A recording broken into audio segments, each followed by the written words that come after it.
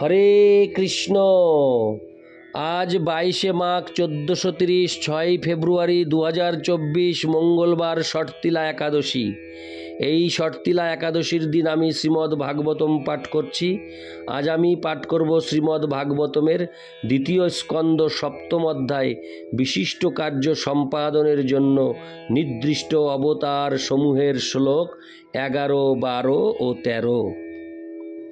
অডিওর শুরুতে সকল ভক্তিমতী মা ও ভক্তবৃন্দের কাছে আমার আকুল আবেদন, আপনারা জীবনের পূর্ণতা এই ইউটিউব চ্যানেলটিকে সাবস্ক্রাইব করে প্রচুর শেয়ার করে এই চ্যানেলের অধোগতি আপনারা বন্ধ করুন, যাতে আপনাদের আশীর্বাদ নিয়ে এই জীবনের পূর্ণতা চ্যানেল আবার পূর্বের মতো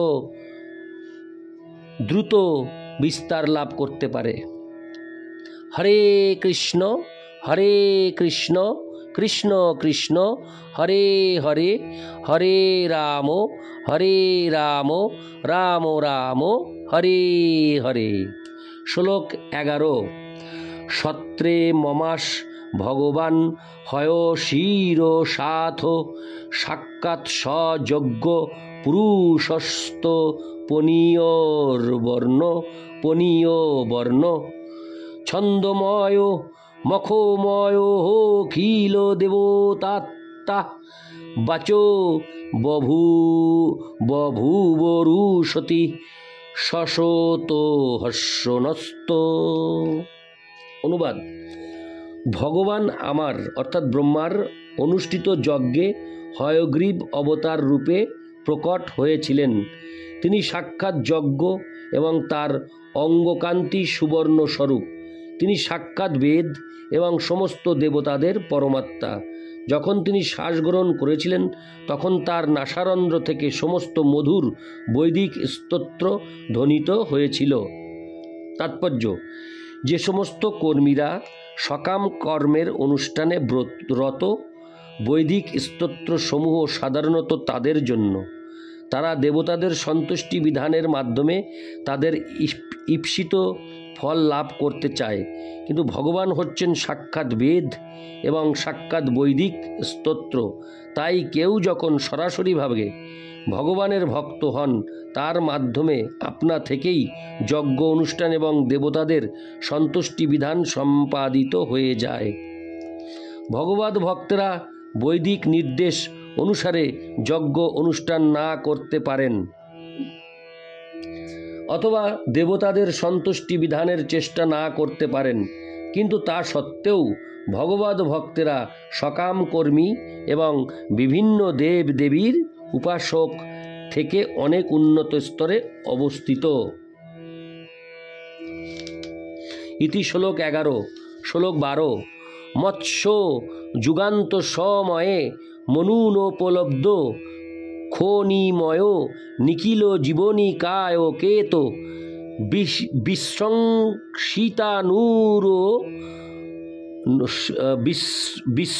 বিশৃঙ্খিতানুরু ভয়ে সলিলে মুখান্মে আদায় তত্র বিজহার হ বেদমার্গান।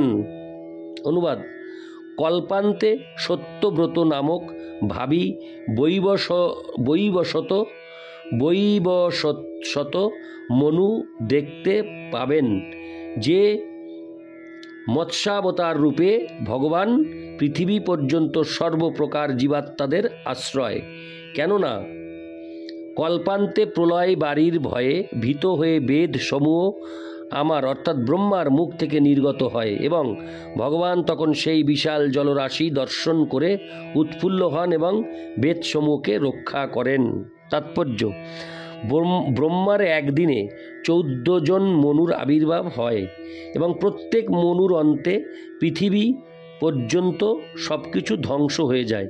সেই বিশাল জলরাশি ব্রহ্মারও ভীতিজনক। তাই ভাবী বৈবশত মনু শুরুতে এই ধ্বংসলীলা দর্শন করবেন।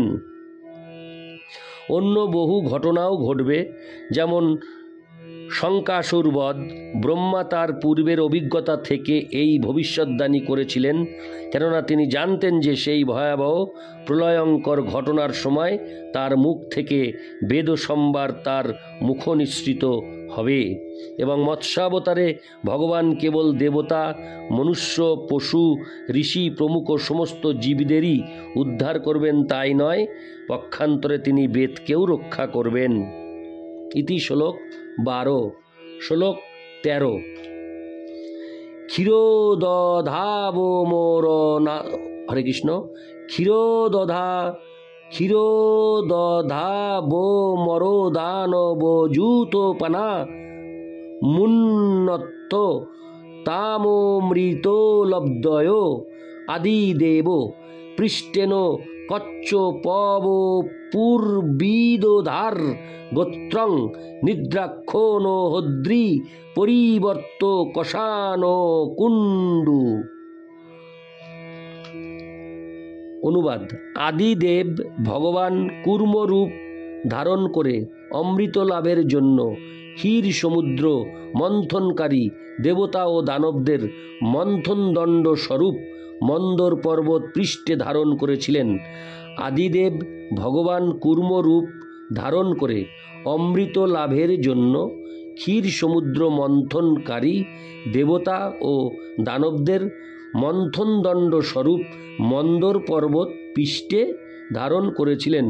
সেই পর্বতের ঘূর্ণনের ফলে অর্ধনিদ্রিত অবস্থায় ভগবান কুণ্ডয়ন সুখ অনুভব করেছিলেন।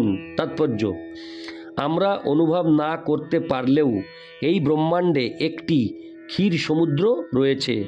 আধুনিক বৈজ্ঞানিকেরাও স্বীকার করেন যে মহাকাশে শত সহস্র লোক রয়েছে এবং প্রতিটি লোকের জলবায়ু ভিন্ন। শ্রীমদ্ ভাগবত সে সম্বন্ধে বহু তত্ত্ব প্রদান করে যা আমাদের বর্তমান অভিজ্ঞতার সঙ্গে নাও মিলতে পারে। ভারতের মুনি ঋষিরা জ্ঞান লাভ করতেন বৈদিক শাস্ত্র থেকে এবং মহাজনেরা বিনা দ্বিধায় স্বীকার করেছেন যে আমাদের জ্ঞান লাভ করতে হবে প্রামাণিক গ্রন্থসমূহের পৃষ্ঠা থেকে। অন্তরিক্ষে পরিভ্রমণশীল সমস্ত গ্রহগুলি দর্শন না করা পর্যন্ত শ্রীমদ্ ভাগবতে বর্ণিত ক্ষীর সমুদ্রের অস্তিত্ব আমরা অস্বীকার করতে পারি না। অন্তরিক্ষে পরিভ্রমণশীল সমস্ত গ্রহগুলি দর্শন না করা পর্যন্ত শ্রীমদ্ ভাগবতে বর্ণিত ক্ষীর সমুদ্রের অস্তিত্ব আমরা অস্বীকার করতে পারি না।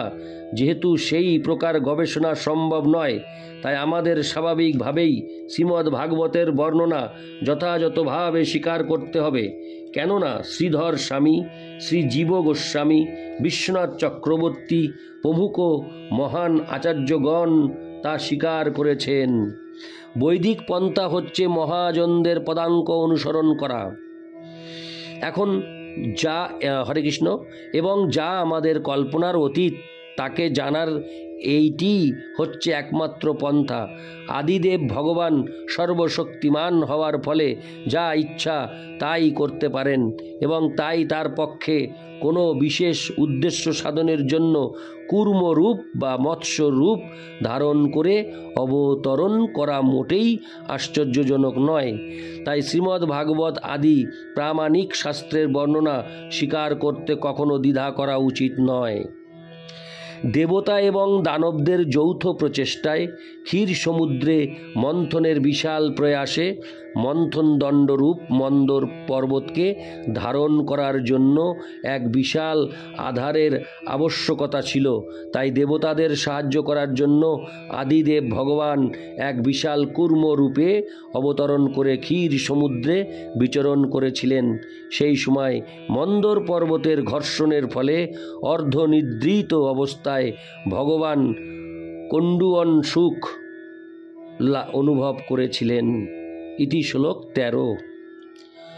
অডিওর পরিশেষে সকল ভক্তিমতী মা ও ভক্তবৃন্দের কাছে আমার বিনীত প্রার্থনা, আপনারা নিজ গুণে জীবনের পূর্ণতায় এই ইউটিউব চ্যানেলটিকে সাবস্ক্রাইব ও প্রচুর শেয়ার করে এই জীবনের পূর্ণতা চ্যানেলের অধোগতি অর্থাৎ ধীর গতিকে আপনারা